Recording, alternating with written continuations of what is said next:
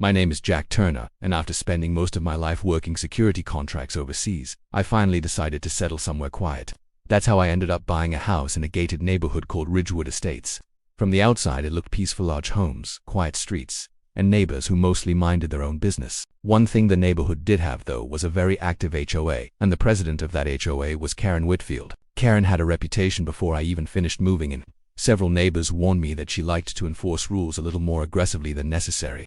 She constantly patrolled the neighborhood with a clipboard, taking photos of trash cans, measuring grass, and reminding people about regulations most residents barely remembered signing. I didn't really care about any of that.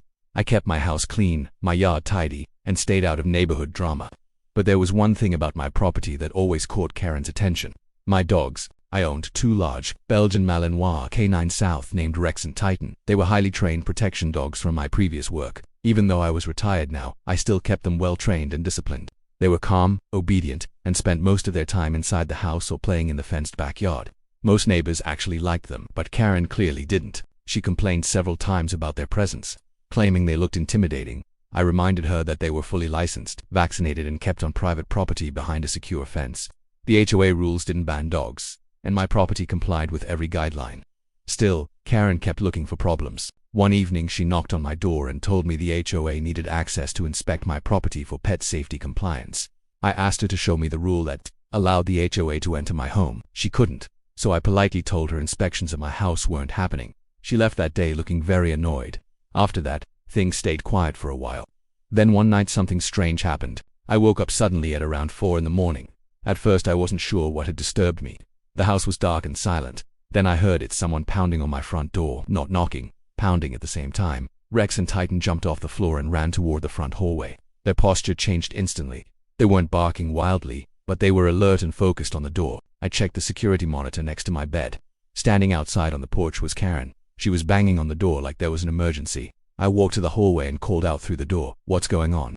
Karen's voice came through loudly. "Open the door immediately," she said. I looked at the clock again. It was 4 in the morning. "Why?" I asked. "The HOA needs to conduct an emergency inspection," she replied. I almost laughed.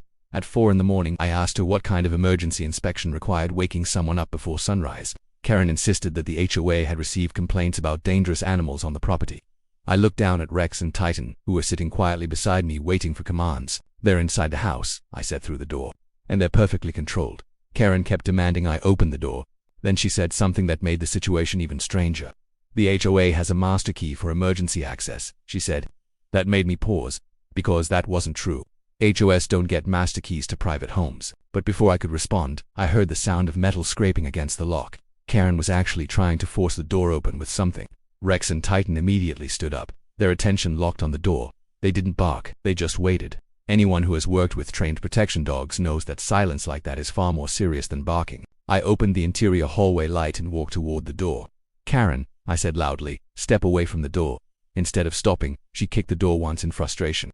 That was when Rex let out a deep warning growl. Not aggressive, just a clear message. Karen froze. I opened the door slightly but kept the security chain locked. Rex and Titan stood calmly beside me, watching. The moment Karen saw the two canines standing there, her expression changed instantly. "Control your animals," she shouted. "They are controlled," I said calmly. She stepped back from the door.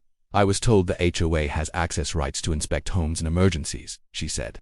"Show me the law that says that," I replied. Karen didn't have an answer. Instead, she started claiming that neighbors had reported dangerous dogs and that she had the authority to investigate. At that point, I had enough. I picked up my phone and called the local police non-emergency line.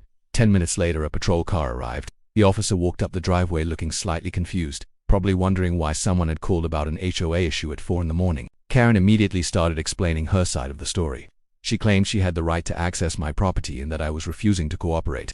The officer looked at the door, the security camera, and then at Karen. "Ma'am," he said calmly, "you cannot force entry into someone's home." I showed him the footage from the security camera that recorded Karen trying to pry the door open. His expression changed immediately. Karen suddenly realized the situation had shifted. Within a few minutes, the officer explained that HOA rules do not override private property laws.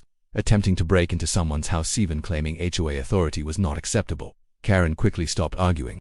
She walked back down the driveway without another word. The officer apologized for the disturbance before leaving. After that night, something interesting happened. Karen stopped visiting my property entirely. No more complaints about the dogs, no more inspection requests, and definitely no more early morning surprises.